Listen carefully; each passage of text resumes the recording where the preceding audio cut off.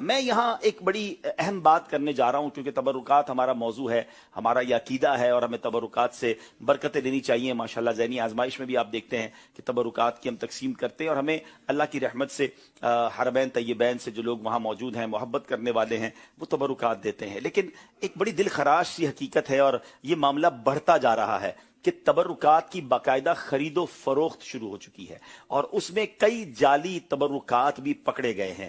تو آپ خود سوچیں کہ پیارے آقا علیہ الصلوۃ والسلام نے اپنی حیات طیبہ میں کتنے نالین پاک یوز کیے ہوں گے؟ ہم خود اپنی زندگی میں دیکھیں ہم کتنے چپل یوز کرتے ہیں۔ اب جناب بتایا جاتا ہے کہ ایک ایک شہر کے اندر 50 100 نالین پاک لوگوں کے پاس موجود ہیں۔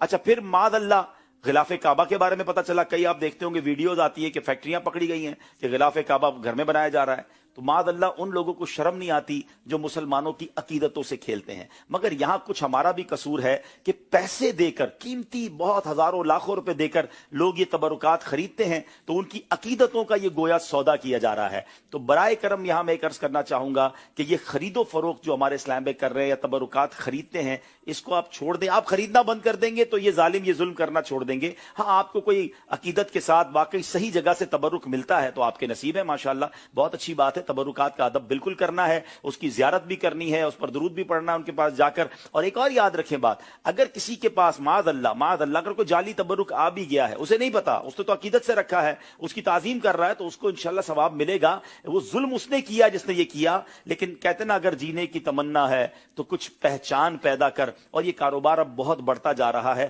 تو برائے کرم ان چیزوں سے ہوشیار رہیے، اور الحمدللہ ہمارے پاس جو تبرکات ہوتے ہیں وہ ہمیں پتا ہے ہم کہاں سے لیتے ہیں۔ آپ نے دیکھا ہوگا کہ ہم تو چند دھاگے یا چھوٹے چھوٹے پیس دے رہے ہوتے ہیں، لیکن اب تو پتا ہے کہ پورے دیوار جتنے غلاف کعبہ اور چیزیں مارکیٹ میں آ گئی ہیں، تو اتنا آسان نہیں ہے یہ چیزیں اس طرح ملنا۔ تو پلیز اس پر توجہ رکھیں اور جال سازی سے بچیں۔ بہرحال اللہ ان کو بھی عقل سلیم دے جو اس طرح کے تبرکات میں مسلمانوں کی عقیدتوں سے کھیلتے ہیں۔ یہ کیسا حرام کام ہے، حرام روزی ہے کہ آپ جھوٹ بول کر اور پھر نبی پاک یا مبارک جگہوں سے اس کو نسبت دے کر آپ بیچ رہے ہیں، یہ کتنی بڑی زیادتی ہے۔ اللہ مسلمانوں کو، ان لوگوں کو عقل سلیم عطا فرمائے۔ صلو علی الحبیب صلی اللہ تعالی علی محمد۔